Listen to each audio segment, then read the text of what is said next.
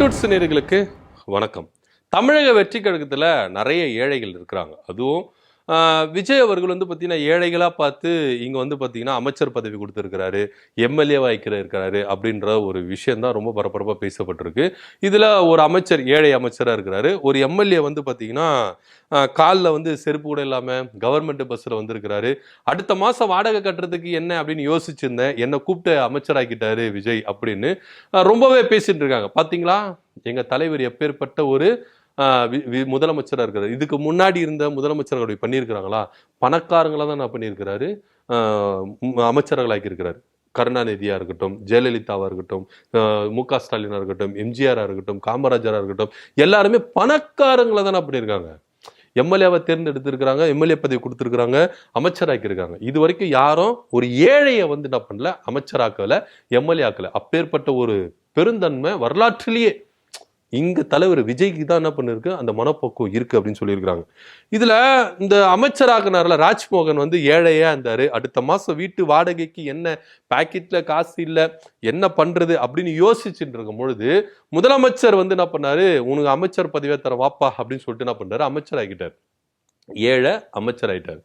ஏன்னா அவர் வந்து இப்போ ஒவ்வொரு வேட்பாளரும் வேட்புமனு தாக்கல் பண்ணும்போது அஃபிடவிட்ல என்ன பண்ணணும்னா எவ்வளவு சொத்து மதிப்பு இருக்குது அப்படின்னு சமர்ப்பிக்கணும். அது இருந்தால் தான் உங்கள் வேட்புமனு அங்கீகரிக்கப்படும் அப்படின்ற ஒரு தேர்தல் விதி இருக்கு. அதில் அவர் என்ன பண்ணியிருக்காரு, அஃபிடவிட் கொடுத்துருக்கிறார். என்ன அப்படின்னு பார்த்தீங்கன்னா, நான் ஏழையாக இருக்கிறேன். ஏழையாக இருக்கிற அமைச்சருக்கு என்னென்ன எவ்வளோ சொத்து மதிப்பு இருக்குது தெரியுமா? அவரோட ஆண்டு வருமானம் 23 லட்சம், ஒரு கார் இருக்கு, ஓகேவா? அது மாத்திரம் இல்லாமல் மதுராந்தகத்தில் 1200 ஸ்கொயர் ஃபீட்டுக்கு லேண்ட் இருக்குது. பேங்க் அக்கௌண்ட்ல வந்து பார்த்தீங்கன்னா 1,10,000 ரூபாய் இருக்கு. 50 சவரன் நகை இருக்குது, 2 கிலோ வெள்ளி இருக்குது. ஸோ இவ்வளோ வச்சுட்டு தான் அவர் ஏழையா இருக்கிறார். ஸோ அடுத்த மாதம் அது விருகம்பாக்கத்தில் ஒரு வீடு இருக்குது. இதை சொல்ல மாட்டேன், விருகம்பாக்கத்தில் சொந்தமாக ஒரு வீடு இருக்குது. இவ்வளோ இருந்துதான் இவர் ஏழையா இருந்திருக்கிறாரு. அடுத்த மாதம் வாடகை கட்டுறதுக்கு ரொம்பவே தவிச்சுட்டு இருந்தார். யாருக்கிட்ட கடன் வாங்கலாம் வாடகைக்கு, இல்லை பேங்க்கில் எதுனா ஆப் லோன் எடுக்கலாமா, இல்லை கை மாத்தா யாருக்கிட்ட வாங்கலாமா இப்படின்னு யோசிச்சுட்டு இருந்தாராம். யோசிச்சுட்டு இருக்கும்போது தான், நீ எதுக்குப்பா அதெல்லாம் யோசிக்கிற, நீ வாப்பா நான் வந்து உன்னை அமைச்சராக்குறேன் அப்படின்னு சொல்லிட்டு காலையில் தூங்கி இருந்தோன்னு எனக்கு பேர் எதிர்ச்சி அமைச்சராக வந்து என்ன பண்ணிட்டாரு, ஆக்கிட்டாரு அப்படின்னு சொல்றாரு. இதில் அவர் வந்து ராஜ்மோகன் அமைச்சர் வந்து சொல்றதுல வந்து எந்தவித தப்பும் கிடையாது. ஏன்னா யோசித்து பார்க்கணும், அவர் யாரோட ஒப்பிடுறாரு தன்னை, அவரை வந்து யாரு கூட ஒப்பிடுறாரு, யாரு கூட ஒப்பிட்டு அவர் ஏழைன்னு சொல்றாருன்னா அவங்க தலைவர் விஜய் இருக்கிறார்ல, முதலமைச்சர் விஜய் இருக்கிறார்ல, அவரோட ஒப்பிடுறாரு.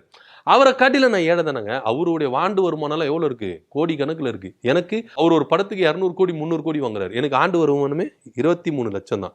அவர் அக்கௌண்ட்ல கோடி கணக்குல பணம் இருக்குது, எனக்கு 1 லட்சம் தான் இருக்குது. அவருக்கால வைரங்கள், வைடூரியங்கள், நகைகள் அப்படின்னு சொல்லிட்டு ஏகப்பட்ட கோடி கணக்குல இருக்கு, எனக்கு 50 சவரம் தான் இருக்குது. அப்படி நீ கணக்கு போட்டு பார்த்தோட 50 லட்சம் அப்படிதான் வரும், 2 கிலோ தான் தங்கம் இருக்குது அப்படின்னு சொல்றாரு. அவருக்கு ரியல் எஸ்டேட் அதிபதிங்க அவரு. என்கிட்ட 1200 ஸ்கொயர் ஃபீட் தான் இருக்குது. அவருக்கு சென்னையிலே 10 வீடு 15 வீடு இருக்குது, எனக்கு ஒரே ஒரு வீடு தான் இருக்குது. ஸோ இதை கால்குலேட் பண்ணி தான் அமைச்சர் ராஜ்மோகன் என்ன சொல்றாருன்னா, நான் ஏழை அப்படின்னு சொல்றாரு. அவர் வந்து நம்மளோட ஒப்பீடு. இப்போ சாதாரண நடுநிலை மக்கள், ஏழை மக்கள் இருப்பாங்களா, அவங்கள அவர் வந்து ஒப்பிடல. அவரை காட்டிலும் நம்மளை காட்டிலும் அவர் வந்து பணக்காரர் தான். அவர் வந்து அவங்க தலைவர் விஜயோட ஒப்பிடுறாரு. அப்படி ஈக்குவல் பண்ணிட்டு தான், அப்படி அவரோட ஒப்பிட்டு தான் என்ன பண்றாரு, நான் ஏழை நான் ஏழை நான் ஏழை அப்படின்னு சொல்றாரு. இந்த கவுண்டமணி படத்துல பிரபுலாம் வந்து பாத்தீங்கன்னா ஏழை சார் ஏழை சார் பின்னாடி பாத்தீங்கன்னா மூட்டைக்கு மூட்டையா பணம் வச்சிருப்பாங்க. ஸோ அந்த மாதிரி தான் அமைச்சர் ராஜ்மோகன் வந்து பயங்கரமான ஏழை.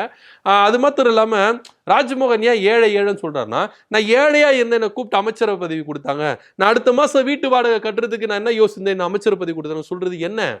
ஏழையா இருக்கிற அமைச்சர் பதவி கொடுத்து நீ சம்பாரிச்சிக்கப்பா, பணக்கார ஆயிடு, எதுக்கு ஏழையாவே இருக்க? நீ ஏழையா இருக்கிறன்னு இது மாதிரி சொல்லக்கூடாது. ஏன்னா நீ பணக்காரா மாறணும். ஸோ அமைச்சர் பதவி உனக்கு கொடுக்குறேன், நீ பணம் சம்பாரிச்சுக்கோ, பணக்கார ஆயிடு. அடுத்த 5 வருஷத்துல ராஜ்மோகன் வந்து அஃபிடவிட்ல என்ன பண்ணுவார் தெரியுமா, அடுத்த எலெக்ஷனுக்கு சமர்ப்பிப்பார், எனக்கு இத்தனை கோடி சொத்து இருக்கு, அத்தனை இன்னைக்கு லட்சம் இருக்குது அக்கௌண்ட்ல, அடுத்த 5 வருஷத்துல கோடி கணக்குல இருக்கும். இன்னைக்கு 1200 ஸ்கொயர் ஃபீட் இருக்குதுன்னு, அடுத்து பார்த்தீங்கன்னா அது பல மடங்குல இருக்கும். நகை வந்து 50 சவரம் தான் இருக்குது, அது அதிகமா இருக்கும், பயங்கரமா இருக்குங்க. அமைச்சர் பதவி தர நீ சம்பாரிச்சுக்கப்பா, ஏழைன்னு சொல்லாதப்பான்னு அவங்க தலைவர் கூட கொடுத்துருக்கலாம். ஸோ அந்த எண்ணத்துல கூட அவர் சொல்லியிருக்கலாம். ஏன்னா நாளை பின்ன வந்து நீங்க வந்து குற்றம் சுமத்தக்கூடாது. என்னப்பா நீ ஏழை ஏழைன்னு சொன்ன, இவ்வளவு பணம் சம்பாரிச்சிருக்க, இதெல்லாம் எங்க வந்துச்சுன்னு சொல்லி கேட்கக்கூடாது. அதனால தான் இவர் இப்பயே சொல்லிடுறாரு, நான் ஏழையா இருக்கிற, என்னை வந்து அமைச்சராக்குனாரு, நான் இவ்வளவு சம்பாரிச்சு நான் கோடீஸ்வரன் ஆயிட்டேன் அப்படின்னு அவர் சொல்லுவார். அது நம்ம கேள்வி கேட்க கூடாது. அதனாலதான் அவர் இப்பயே சொல்லிடுறாரு. இவரு கூட பரவாயில்லைங்க, அமைச்சர் ராஜ்மோகன் கூட பரவாயில்ல. கேவி குப்பை எம்எல்ஏ தென்றல் குமார் இருக்கிறார்ல, அவருக்கெல்லாம் வந்து பாத்தீங்கன்னா அவங்க ஒய்ஃப் பேர் மேல நகை இருக்குது, அதுவே 1,26,00,000. இவர் பேர் மேல இருக்கிறது அது 1 கோடி. அது மாத்திரம் இல்லாம ராயல் என்ஃபீல்டு பைக் இருக்குது. அது மாத்திரம் இல்லாம நிறைய கிட்டத்தட்ட 2,80,00,000 கிட்ட சொத்து இருக்குது. அதெல்லாம் இப்ப கால்குலேட் பண்ணீங்கன்னா 10 கோடி கிட்ட தாண்டணும் அப்படின்னு சொல்லிட்டு நிறைய சட்ட வல்லுநர்கள் சொல்றாங்கன்னு வச்சுக்கோங்களேன். இப்படியெல்லாம் இருந்தோம் ஒரு செருப்பு வாங்குறதுக்கு அவர்கிட்ட 100 ரூபாய் இல்லை தெரியுமா உங்களுக்கு? அந்த அளவுக்கு ஏழையா இருக்கிறாரு. அதே போல ஒரு கார் இல்ல, கேவி குப்பத்துல இருந்து இங்க தலைமைச் செயலர் வரதுக்கு கார் இல்ல, அதனால பஸ்ல வரார், கவர்மெண்ட் பஸ்ல. இந்த மாதிரி ஒரு எளிமையான எம்எல்ஏவை பார்த்திருப்பீங்களா? காமராஜர் எளிமையா இல்லைங்க, கக்கன் எளிமையா இல்ல. ஆனா இங்க என்ன பண்றாரு? தாவேக்காவில இருக்கிற கேவி குப்பை எம்எல்ஏ கால்ல செருப்பு இல்லாம கவர்மெண்ட் பஸ்ல வராரு. இது மாதிரி ஒரு எம்எல்ஏவை எதனா ஒரு கட்சி சூஸ் பண்ணிருக்குதா? கோடிக்குள்ள புரள்றவங்களை தான் இதுக்கு முன்னாடி இருக்கிறவங்க எல்லாரும் என்ன பண்ணிருக்காங்க, முதலமைச்சர் ஆகியிருக்காங்க. அது மாத்திரம் இல்லாம அமைச்சர் ஆகியிருக்காங்க, எம்எல்ஏ ஆகிருக்காங்க. ஆனா தமிழக வெற்றி கழகத்துல மட்டும்தான் ஒரு ஏழை அமைச்சராக முடியும். காலில் செருப்பு போட முடியாத ஒரு ஏழை என்ன பண்ண முடியும்? எம்எல்ஏ ஆக முடியும். இந்த பெருமளா தாவேக்காவுக்கு தான் இருக்கு. நீங்க போய் தாவேக்காவை வந்து தேவையில்லாம விமர்சிச்சுட்டு இருந்தீங்கன்னா அப்புறம் எனக்கு பயங்கரமான கோபம் வந்துடும். ஆமா பாத்துக்கோங்க அப்படின்னு எல்லாருமே என்ன பண்றாங்க, பொங்கி எழுதுறாங்க. உண்மையிலேயே அதெல்லாம் நோட் பண்ண வேண்டிய விஷயங்க.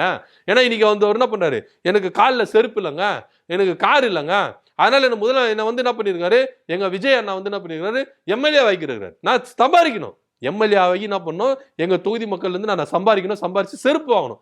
100 ரூபாய் செருப்பு இல்ல வாங்குறதுக்கு, நான் எம்எல்ஏ ஆகிட்டு தான் சம்பாரிச்சு செருப்பு வாங்கணும். ஒரு கார் இல்ல, ஒரு 10 லட்ச ரூபா கார் இல்ல, ஒரு 2 செகண்ட்ஸ்ல கார் வாங்குறதுல என்கிட்ட காசு இல்லைங்க 1 லட்ச ரூபா.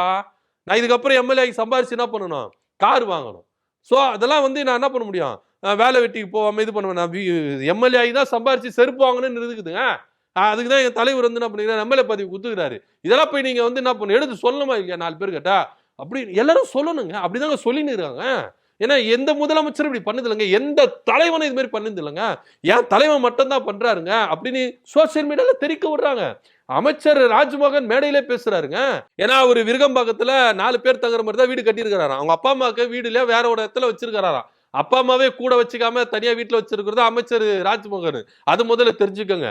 அப்பா அம்மாவுக்கு அப்படியே கூடிய வச்சுன்னு அவங்கள கண்ணு கருத்துமா பாத்துக்கிறது இல்ல. அவர் வந்து தனியா தான் வீடு வச்சு அவங்களுக்கு தனியா வாடகை கட்டுவாரு. 23 லட்சம் ஆண்டு வருமானம். ஆனா வாடகை கட்டுறதா ஒரு 12,000 ரூபாய் இருக்குமா, அதிகபட்சம் 20,000 ரூபாய் இருக்குமா, இல்ல 1 லட்சம் கூட வச்சுக்கோங்களேன். அதிகபட்சமா 1 லட்ச ரூபாய் இல்ல மாசம் வாடகை கட்டுறதுக்கு எவ்வளவு ஏழையான அமைச்சர் பாருங்க. இப்படிப்பட்ட அமைச்சரெல்லாம் நம்ம தேடி ஜல்லாடையில வச்சு ஜலி தடுத்தாலும் இப்படிப்பட்ட ஒரு அமைச்சர் நம்மளுக்கு கிடைக்க மாட்டாங்க. தமிழ்நாடு எந்த அளவுக்கு புனிதமா இருக்கு தெரியுமா? நம்ம விஜய் வந்த பிறகுதான் இந்த அளவுக்கு தமிழ்நாடு புனிதமா மாறி இருக்கு. ஒரு ஏழை அமைச்சராக முடியுது, செருப்புல காலு போடாத ஒரு ஏழை எம்எல்ஏ ஆக முடியுது.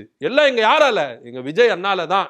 இதெல்லாம் நீங்க வந்து என்ன பண்ணா 4 பேர்கிட்ட எடுத்து சொல்லணும், அவருடைய புகழ் வந்து ஓங்கணும்.